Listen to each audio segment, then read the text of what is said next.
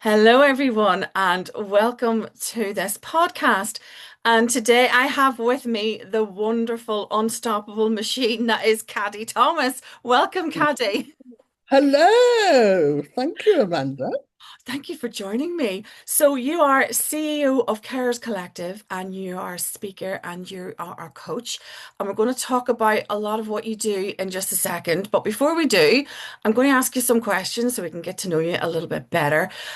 So, do you have a favorite motivational song? One that when you're doing the hoovering or you need to get yourself all fired up? Yes, I do. I absolutely love this song. It's called My Life in Your Hands. And why do you And like it's that? it's not just one artist that sings that, it's a collective of artists that sing that. And I love it because as a born again Christian, it just really speaks about the love of God and the fact that, my life is in his hands. Mhm, mhm. It sounds wonderful, and there's some really uplifting Christian songs that I've heard recently that are just so they just really fill you up, don't they, and make you feel Yeah. very I can't even find the word to explain it, just really all encompassing, aren't they? And Yes. very faith affirming as well. Mhm. Yeah, so I will add that to the Spotify playlist. And Thank you. and I know the answer to this one because we just cheated. Do you, do you have a favorite motivational quote? I do. Oh, well, where's it gone?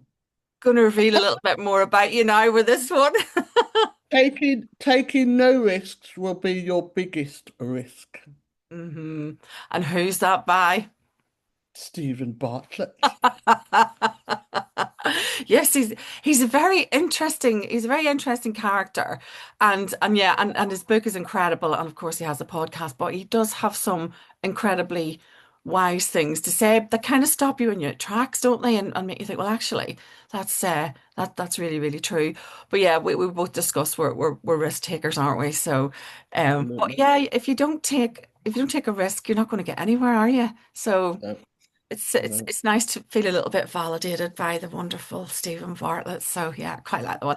And then my next question is only because I'm nosy, and obviously I know the answer to that. Do you read and do you have a favorite book? Da, da, da. The Diary of a CEO. Oh, yeah, I think I have that on my Audible, and I've got so many to catch up on. But everybody likes that book. So Mm, interesting. Everyone likes that book, and I've really got to get to it. So, yeah, I love a lot of fiction, and I mhm. try to alternate them, fiction and sort of personal development in those books. But yeah, that one is definitely going to go on my list. But he's a popular guy, isn't he? And I think he has a lot of Oh, really I love him. interesting things to say. Yeah.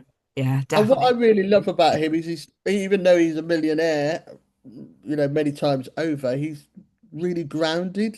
Yeah. There's no, what's the word?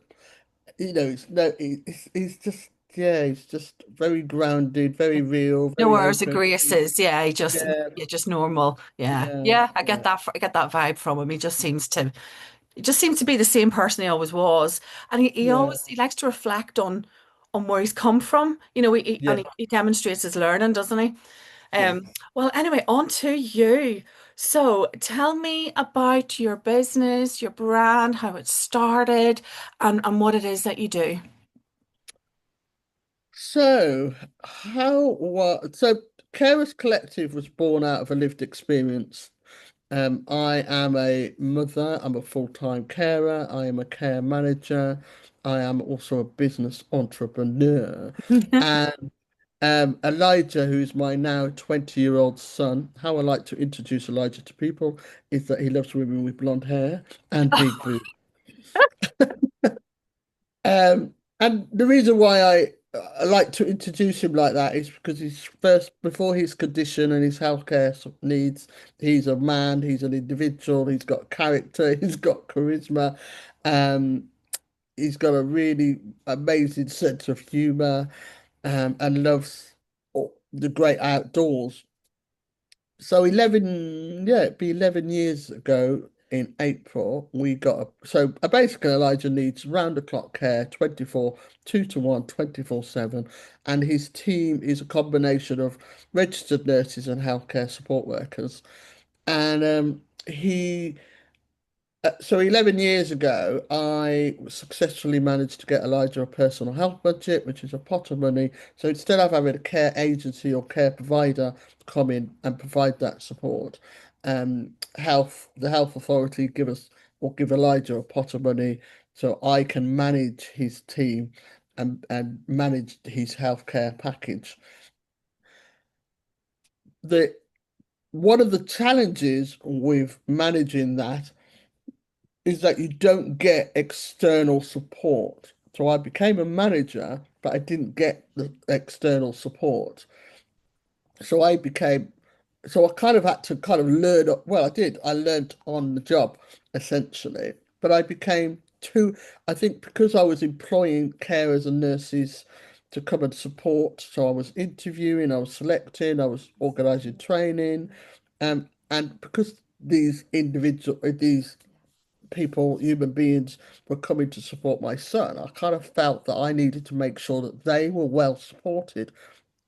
So I would say things like, you know, anytime you've got a personal problem or a problem, come and talk to me about it. And as the years rolled on, what I found myself doing is becoming very emotionally involved with the workforce. And I would say yes to the every women request. However, that wasn't healthy for me. It wasn't healthy for them. Elijah's health, you know, Elijah's health was really unstable at the time, and I had my own healthcare needs to also think about. So I kind of got to the point after about 3 years of I can't do this anymore. I can't keep becoming emotionally involved in the workforce. I can't keep saying yes to the every women request. I was being shat on, excuse my language, from a great height as well by various individual members of the team at the time. And I just thought something has to change. So I went, I need a coach in my life. But the interesting thing was, I didn't know what a coach was or did, but I just knew I needed some external support, somebody that wasn't attached or involved in the package. So I met a beautiful woman called Tamsin Gary, who I met and said, this is my situation. I need a coach. So she agreed to coach me. I went to back to health and social care and said, I've recognised I need a coach. I'm working full time, more than full time hours in reality, managing this very complex very complicated, complex care package with, you know, 15 human beings who all have their own attitudes, opinions, and judgments. I need external support. This is how much it's going to cost. They went, no, can't do that. And I was a bit like, oh, it's all right for me to work full time for no money. I've recognised I need a coach and you won't pay it anyway. No, me being the being the woman that I am, said, all right, well, I know what I need. So I went and self-funded that. Oh, sorry. What's that doing now? Um, I know what I need. So I went and self-funded that coaching. So being coach was an absolute game changer, an absolute game changer. Um, it, I became more assertive. I became more confident. I stopped being emotionally involved in the workforce. I didn't say yes to the every women request. I would say I need to think about that and I'll get back to you. I would say that I've become very much the queen of delegation. So if there's a job or piece of work that I feel that they need to do because they're getting paid to be here, then I ask them to do it. So it's yeah, I'm able to praise when they're doing a really good job, and but I'm also able to go, actually, we need to have a conversation because, you know, I need to, talk through some different. I'm able to have difficult conversations as well as I think, as well as being able to um praise um praise them, I'm also able to have difficult conversations with them as well, if needed.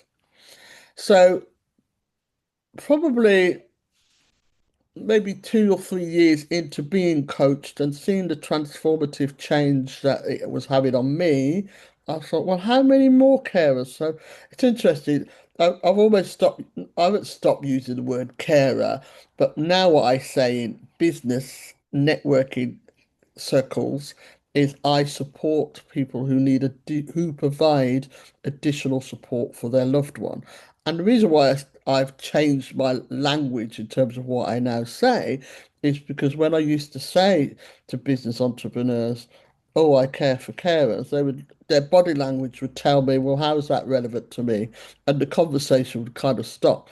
So, so I was like, I need to change the language that I'm using. So when I say I provide additional support for it, I support people who provide additional support for their loved one, that opens up a whole conversation. Because somebody, like, in fact, I said it to somebody I was talking to at the Warren Gatlin fundraising event several weeks ago, and she replied back, "Oh, my husband had a heart attack 6 months ago."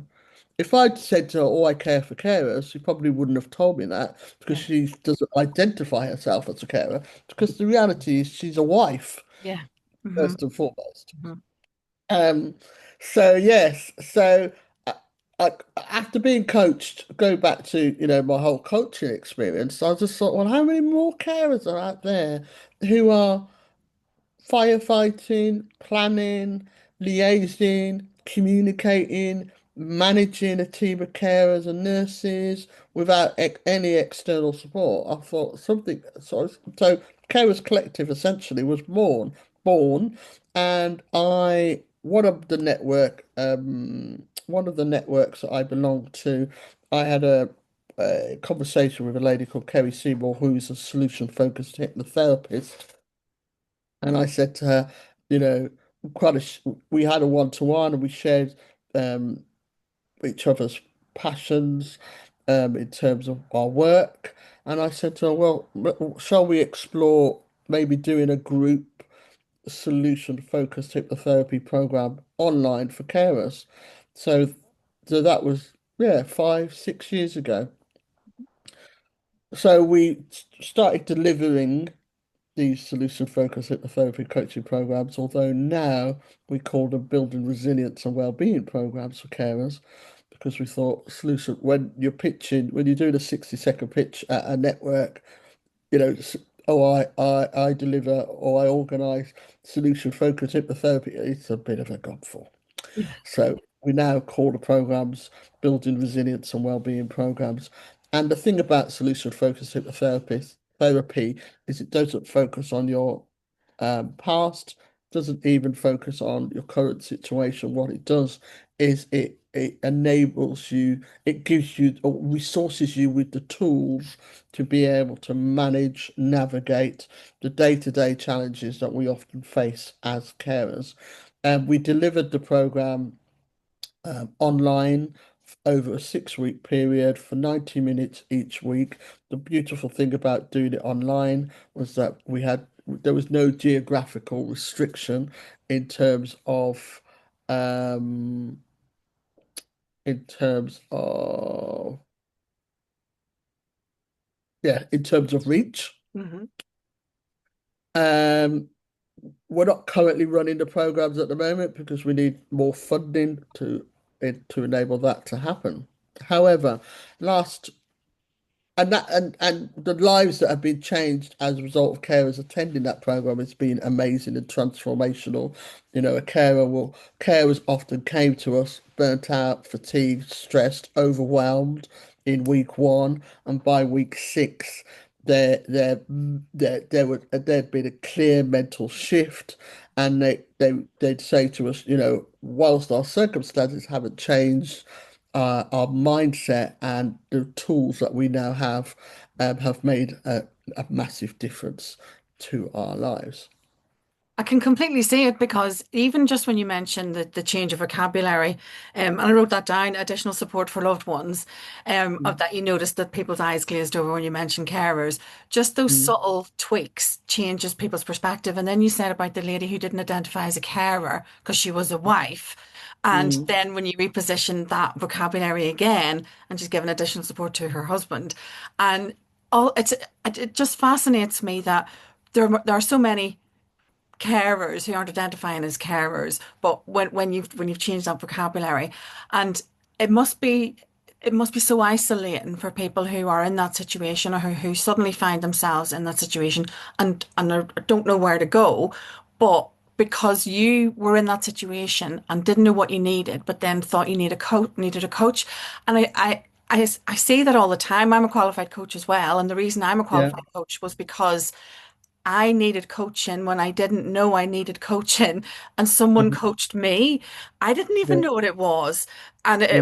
it was in the workplace, and because I didn't know what it was, and Mm, the transformation for me was like, wow, what was that? That was really interesting. I want to help other people, which is mm, what you've done and what you've managed to build and achieve and change opinions, change the language, the narrative, and create this course and bring mm, this community together.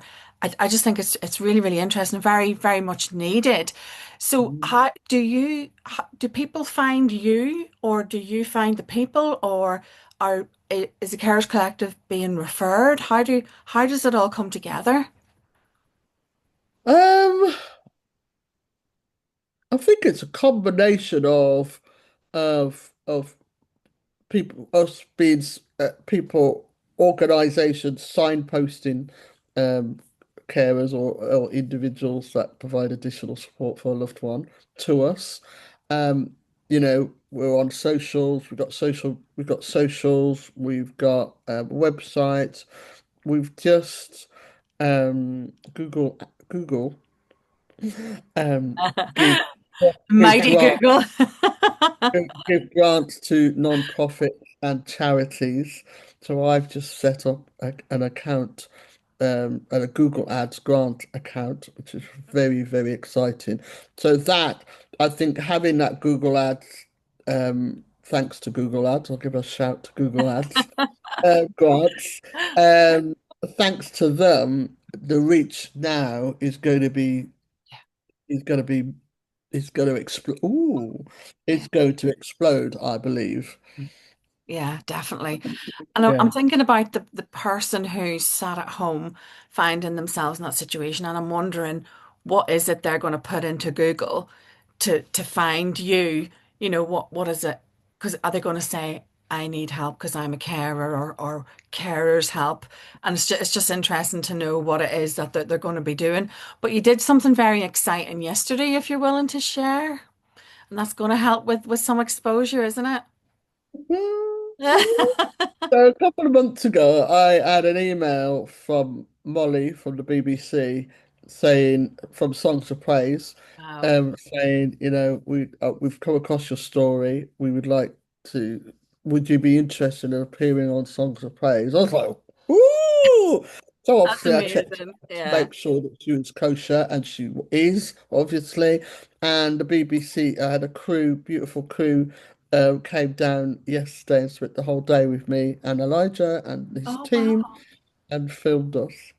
Oh, that is really, really Mm. amazing. And I'm just so, oh, in awe. And of course they picked the right person. So is that going to be, so when does that air? And we will keep an eye out for it, and I'll make sure this podcast I comes. understand that that's being aired on the 17th of May.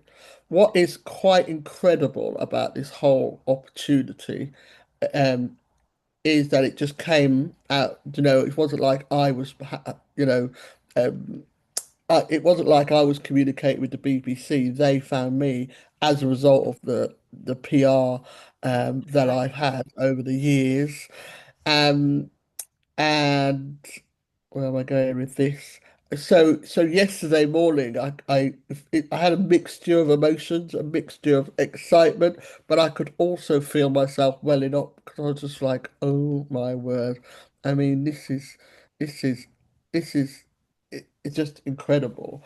Um, and it was what was beautiful about it was, we involved and included Elijah in Hmm. the whole filming process. Hmm. They were able to. In fact, I won't give too much away about in terms of what they filmed or what areas they filmed, but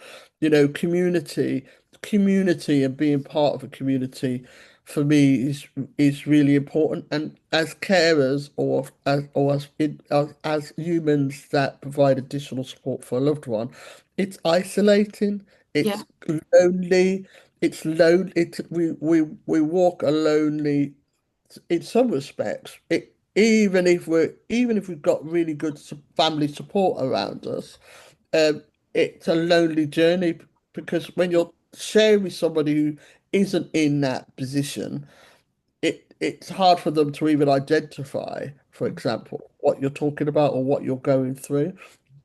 So for me, setting up and launching Coffee Cake Collaborate is critical and absolutely part of who I am because I what I want to achieve in the long run is that carers will come, have a cup of coffee, have a good chat, have a bit of cake, and being able to just be for me, it's about them spending some time thinking about them and about what they need. And so often we're so consumed and with the needs of our loved one, we forget who we are in lockdown. Lockdown for me, I mean, obviously COVID was horrendous for so many millions of people.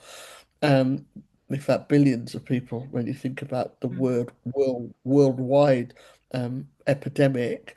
But for me, prior to lockdown, I was very institutionalized. My life was just to care Elijah, all the things that had to happen because of Elijah's healthcare needs and physical healthcare and physical needs. The team, that was my life. And then lockdown happened. I had to self-isolate because Elijah was classed as highly vulnerable. But what that did was opened everything obviously had to go online. So I joined a business network, and suddenly I found myself building relationships with other business entrepreneurs, and I could talk about other things than my caring role. Yeah. And that for me was massive. In fact, I'm probably out more now than I am in Mm-hmm. And look, because and look what you just said, a couple of minutes ago. Take a step back. Um, the BBC found you. You didn't go to Mhm. them. And because I know you and I've seen you speak, I know the publicity that you've generated for yourself, and I know the presence and the reputation that you have. And let's not underestimate that. It's huge. You've created this persona of you, and you're very well known. And the fact that they found you, I mean that is massive. So I wanted to ask you, because I know you speak and I've seen you speak. How do you have a ritual? How do you feel about speaking? Are you comfortable speaking to large audiences, or do you get nervous, or what does that look like for you? How do you feel about getting up and speaking in front of rooms full of sometimes quite intimidating people? I absolutely love keynote speaking. Yeah. Love it. Love it. Love it. Love it. Love it. Love it. Love it. And what I love about uh what do I love about keynote? I love being in front of an audience and talking and sharing and I like to bring humor Yes, you are into very funny. I do have to say, you're very funny. when I'm speaking. I like to add, whilst the subject matter is quite serious, I do Yeah. like to Mhm. you know, filter in humor Yeah. because, you know, it's, laughter is medicine for the soul. So, And whilst I might, it's it is a tricky subject that you're talking about, but we're talking about human beings. And you introduced Elijah as a normal 20-year-old lad, and he likes blonde women and all. We're talking about human beings, and life has to have these beautiful, funny moments, and you can be human, and you can show up as yourself, and have Yeah, that edge, and have that sort of dimension to your personality. And yeah, again, it just goes back to you and your brand, Caddy brand. It's you just it's not what people expect is what I'm trying to say. You just have this wonderful outlook and this wonderful view on the subject matter. yeah. And Well, yeah, because I think, one of the things I was saying, one of the things I was saying yesterday was, you know, life, excuse my language, but shit happens to us all. This it is the does. reality. You Hmm. can either be buried by what's happening to you, or you can kind of work through and journey through the emotions and the trauma of what's happened and go, right, I'm now I'm not gonna allow that situation or that circumstance or that thing that's happened to me dictate where I'm going. Hmm. I could have quite easily, 18 years ago, gone, when Elijah became brain damaged, I could have quite easily gone, oh, well, this is my lot in life, or this is it. I didn't. I said, I'm not accepting this situation. I'm going to fix my young man. And I went on thankfully at the time I had an old Dell reconditioned laptop, which was an amazing, incredible resource because I was able to search and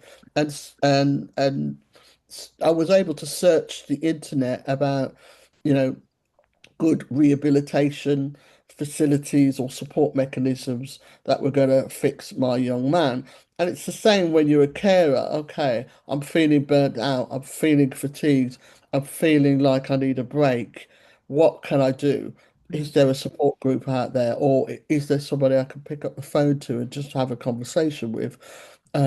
Or do I don't like walking, but do I need to go out for a walk for 5 or 10 minutes, or do I just need to listen to some meditation? Or if you're a believer or you have a faith, can I go and speak to somebody? So it's yeah, it's the how do you overcome, or how do you how yeah, it's not allowing at this sporting club business conference on Wednesday, Lisa Johnson, who Aha. was interviewed by Ian. And in fact, straight away, they come from the same same area. Okay. And I think, as far as my memory goes, that they went to the same school. Wow. Um, Obviously, as you will know, Lisa was bullied, and Hmm. she could quite easily have gone, well, that's it. But Hmm. she had, look at her, Yeah. she's just come she hasn't allowed what happened to her. Yeah. Even now, Yeah.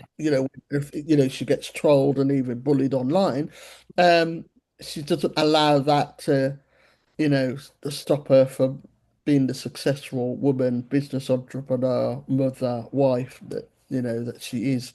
Because everything's a choice, or I've fallen down. Do I stay down, or do I dust myself up, get up and move on?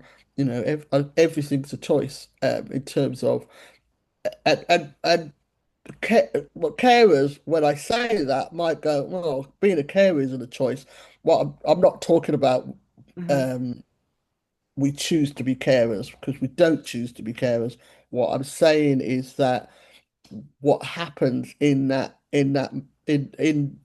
throughout the life and journey of being a carer, we can either allow it to crush us, or we can allow it, or we can draw strength and turn the negative into a positive. Well, both you and Lisa, you referred to Lisa's bullying at school, and yourself. You've both turned that pain into purpose, Yeah, and led by example, and helped people along the way, and yeah, shown people that there is a way. There is a choice. There's a way to deal with it, and shown resources, and often that you're not alone, and that there is a way through these things, and that's exactly what you've done with the Carers Collective, and that people can talk about the resources that you mentioned about, do I need a break, do I need a meditation, do I need to some respite, or do something else. And sometimes if people don't know where to go, um, just having that direction is probably all they need. And so that on in itself, and the brand, it, it doesn't feel right saying brand with you, but it is. It's you. You've created this world where people know where to go, they know what to do, they know who to call, and if they don't, someone else will point them in your direction, and you've created that. And I think that that's incredible, and evidenced by what you did yesterday with the BBC. So I can only see this thing growing bigger. And you're a bit of a trailblazer, by this vocabulary. And as someone who's worked in communications, I'm very interested in words and vocabulary, and that's probably why I've honed in on the fact that you've gone into this additional support for loved ones, because we talked about it before. But it's Yeah, so important because you need to use the language that your audience is using. And absolutely. you notice that the other people were sort of glazed over, but you made it relevant for them. You made it Yeah. relevant to their circumstances. It could be their spouse, their parent, their child, and you got their attention. So I have loved our conversation, Caddy, and I could talk all day about this. But where can we find out more about you online? And I'll put your socials on the show notes of the podcast, and make sure that as many people as possible watch you on Songs of Praise. I'm so excited for you. I know. Um, So, so website is www.carers-collective.co.uk. We've got a Facebook page, we've got an Instagram page. I'm also on LinkedIn. yeah, I will put all those on the show notes. And thank you so much for joining me today. And send my love to Elijah.